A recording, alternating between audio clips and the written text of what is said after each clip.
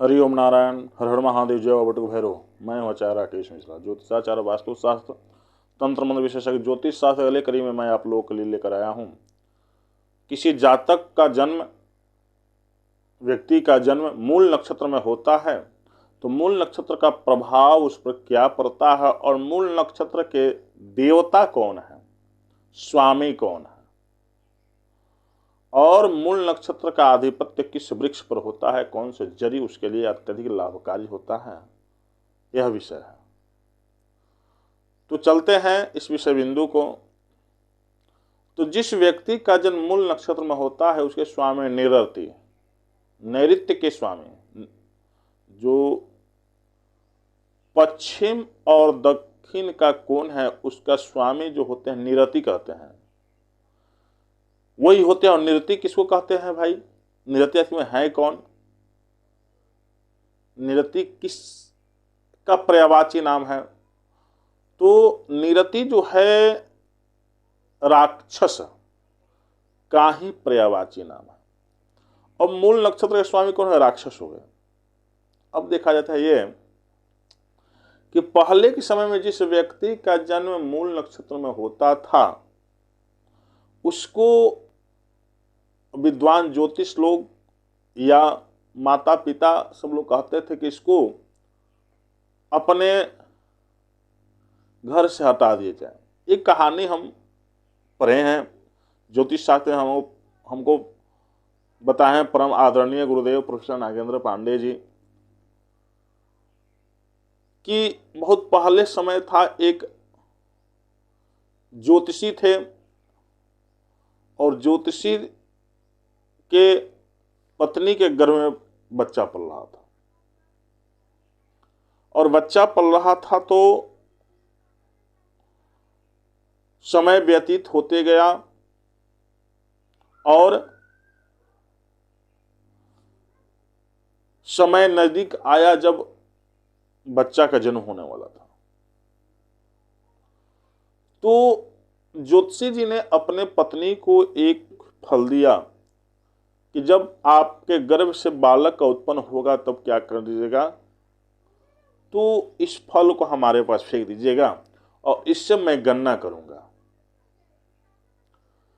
तो ठीक समय आया संतान होने का। जब संतान हुआ तो उस समय उसकी माता जी जो थी कुछ क्षणों के लिए बेहोश हो चुकी थी। और जब फल उन्होंने फेंका उस सिद्धांत पर ज्योतिषी जी ने अपना उस लड़के के बारे में भविष्यवाणी की, तो पता चला कि वह मूल नक्षत्र में जन्म हुआ है और वह लड़का जो है राक्षस प्रवृत्ति का है। ज्योतिषी जी ने कहा कि यह बालक जो है मेरे लिए और अपने परिवार के लिए अच्छा नहीं है, इसलिए इस बालक को प्रवाहित कर दो। मारना नहीं है, तो किसी पोटली में बना करके, बांस की पोटली में बना करके इसको दहवा देना है कि दूसरा कोई व्यक्ति छान ले, उसका दोष समाप्त हो जाता है। अब करना ये क्या होता? पत्नी ने कहा कि नहीं, मैं नहीं, तो इसको नहीं कर सकती, प्रभावित नहीं कर सकती हूँ, नहीं दहवा सकती हूँ। तो ज्योतिषी ने कहा या तो मुझे चाहिए या बच्चा चाहिए, दो में एक ही व्यक्ति चाहिए। पत्नी ने राजी हो गए कि चलिए बच्चा को मैं आपके कहने से दहवा देता हूँ। बांस के पुतली बनाया गया सुंदर, क्योंकि बच्चा को कोई कष्ट ना हो, और खूब सुंदर से बांस की पुतली बनाया, उसको नदी में दहवा दिया गया कि कोई उसको क्षति भी नहीं हो। दूसरे राज्य में गया, उस राज्य के दूसरे राज्य के एक राजा ने को मिला प्राप्त हुआ और वो पालने पोषने लगा। वह लड़का बहुत बड़ा ज्योतिषी हुआ, बहुत बड़ा ज्योतिषी हुआ। उसका नाम फेम ज्ञानी, बहुत अच्छा ज्ञानी हुआ। तो बहुत विकल पड़ने वाला था और तारा टूटने वाला था। तो राजा ने ज्योतिषियों को बुलाया और इस राजा के यहाँ ये भी जो नया लड़का ज्योतिषी था वो भी था, और जो पहले वाले जो इसके पिताजी थे वो भी आए थे। पिताजी नहीं जानते थे ये मेरा पुत्र है, लेकिन पुत्र को यह पता था कि हमें मेरे पिताजी हैं। तो सबसे पहले शिष्टाचार अनुसार बड़े वाले ज्योतिषी जी को कहा कि आप अपने इस समय का गणना कीजिए। तो कहा कि देखिए यह समय आने वाला है, बहुत विकल आने वाला है, इस समय यह तारा टूटेगा और यहां पर ही गिरेगा। उनकी बातें लिखा गया राजा के सूची में। दूसरे में यह ज्योतिषी जी अपनी गणना के जो नए लड़के थे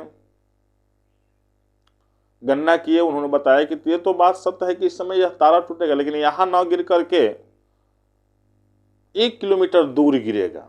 यह भी गणना हो गया। दोनों आदमी के बातें लिखा गया, दोनों आदमी गणना लिखा गई राजा के दरबार में। जब लिखा गया, समय आया जो उनके पिताजी बोले थे उसी समय तारा टूटा, लेकिन वह तारा वहां न गिर करके 1 किलोमीटर दूरी पर गिरा। फिर राजा ने दोनों ज्योतिषियों को बुलाया और दोनों ज्योतिषियों को बुला करके बोला कि आपकी गणना कैसे ऐसा हुआ कि इस समय तारा टूटेगा, और आपका गणना कैसे हुआ कि तारा टूटेगा लेकिन यहां नहीं 1 किलोमीटर बाद दूर गिरेगा। तो पहले वाले ज्योतिषी ने बनाए जो उनके पिताजी थे कि देखिए मेरी गणना यह कर रही है कि इस समय तारा टूटेगा और यहीं पर गिरा, ये इससे गणना किया था। तो उन्होंने उसके बाद उनके पुत्र ने कहा, जो वो नहीं जानते थे कि मेरा पुत्र है, जिसको दहवा दिया गया था, जो बहुत बड़ा ज्योतिषी हुआ था, उन्होंने कहा कि आपने तो सत्य कहा था, आपकी गणनाएं सत्य थी कि इस समय तारा टूटेगा, लेकिन आप उस समय के वायु तत्व की गणना नहीं किए थे। जो हवा बहने का गणना कहते थे, उतने दूरी से जब वह तारा टूटेगा तो उस समय के वायु की गति बहुत तीव्र होने वाली थी। तो ये वायु तत्व की ही मैंने गणना किया और इस दृष्टि और इस विधान से मैंने बताया कि यह तारा यहां नहीं 1 किलोमीटर बाद दूर गिरेगा। तो ज्योतिषी जी ने बड़े ज्योतिषी ने पूछा, आप हैं कौन, आपका नाम परिचय गोत्र बताइए। जो नया ज्योतिषी जी थे उन्होंने अपने गणना करके बताया कि मैं आप ही का पुत्र हूं। तो आप मेरा पुत्र हो? तो हाँ, मैं आप ही का पुत्र हूं। तो यह कैसे हो सकता है भाई? तो बहुत समय पहले जब मेरी जन्म हुआ था तो आपने मेरे माता जी को एक फल दिया था फेंकने के लिए, और आप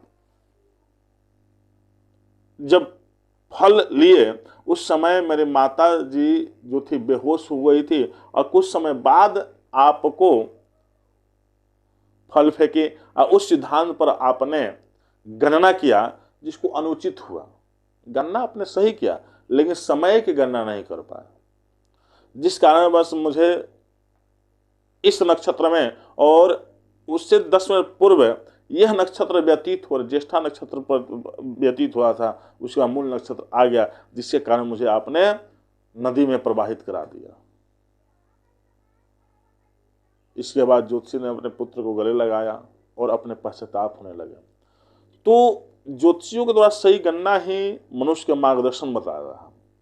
तो नया ज्योतिष पुराना भाई, जो नए ज्योतिष होते हैं उनकी गणनाएं सटीक होती है, इसलिए ज्योतिष हो तो नया, और नहीं तो जो अध्ययनशील ज्योतिष हो जो प्राचीन, वो भी बहुत उत्तम होते हैं। तो यह विषय बिंदु है। तो जिस व्यक्ति का जन्म मूल नक्षत्र में होता है उसके स्वामी कौन होते हैं? राक्षस। राक्षस प्रवृत्ति का हो जाता है। और उसका जरी कौन है? तो साल वृक्ष। तो साल वृक्ष पर मूल नक्षत्र का आधिपत्य होता है, और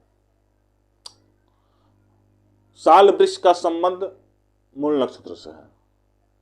तो जिस व्यक्ति का जन्म मूल नक्षत्र में अत्यधिक परेशानी है, तो राक्षस किसके शरण में गए थे? तो शिव के शरण में।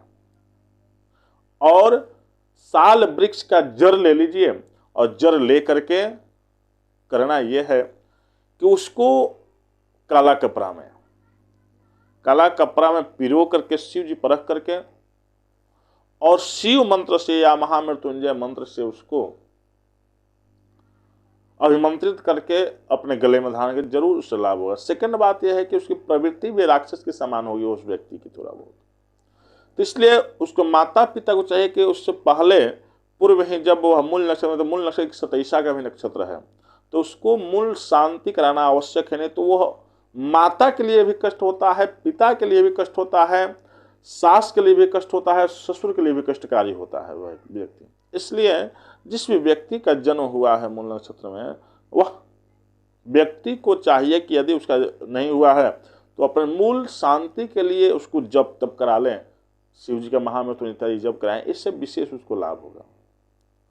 तो यह विषय बिंदु को हमेशा याद रखें, मेरे वाणी को याद रखें। यदि आप कल्याण चाहते हैं और आपका जन्म मूल नक्षत्र में होता है तो इस कार्य को अवश्य करें, इससे आपको 100% लाभ होगा। महामृत्युंजय जप अवश्य कराएं। सेकंड बात है मूल शांति भी कराएं, 27 जरूर कराएं, नहीं तो पुत्र का जो चाल चलन बहुत विचित्र हो जाएगा। सेकंड बात यह है कि कहा गया शास्त्रों में को ऋण करता पिता शत्रु माता च विचारणे, कि कर्जखोर पिता शत्रुओं के समान होता है और माता बिना विचार के कुछ करने वाली होती है। तो यदि पिता का दायित्व तो होता है कि पुत्र का जो संकट है उस संकट को दूर करें, इसलिए हम उस पिता के लिए नम्र निवेदन करेंगे जिस पिता के द्वारा जन्म पुत्र मूल नक्षत्र में हुआ है, उस मूल नक्षत्र का शांति कराएं और शांति करा करके उस जातक के भगवान के प्रति अर्षित वैसा ज्ञान प्रदान करें। क्योंकि राक्षसों का भी पूजा शिव के पूजा विष्णु भी किया है पूजा, इसलिए जब उसके राक्षस शांत हो जाएंगे तो मन आत्मा रूपी राक्षस, मन रूपी राक्षस है, उसको ज्ञान रूपी अज्ञानता रूपी राक्षस जब शांत हो गए, ज्ञानता रूपी देवता जब उसके अंदर आएंगे तो स्वतः वह जो उसके जीवन में संकट आएगा वो समाप्त हो जाएगा। जैसे उसको जीवन को अच्छा बनाना है, जीवन को सुदृढ़ बनाना, अच्छा बनाता है, तो शांति कराएं, इससे 100% लाभ होगा और वो लड़का धीरे धीरे उन्नति को प्राप्त, नहीं तो धीरे धीरे हराश हो जाएगा, पतन हो जाएगा। तो पतन से बचाना है और अपने बच्चे को उन्नति दिलाना है, इस कार्य को अवश्य करें। इतना ही का अपने वाणी को विराम देता हूँ। हर हर महादेव, जय।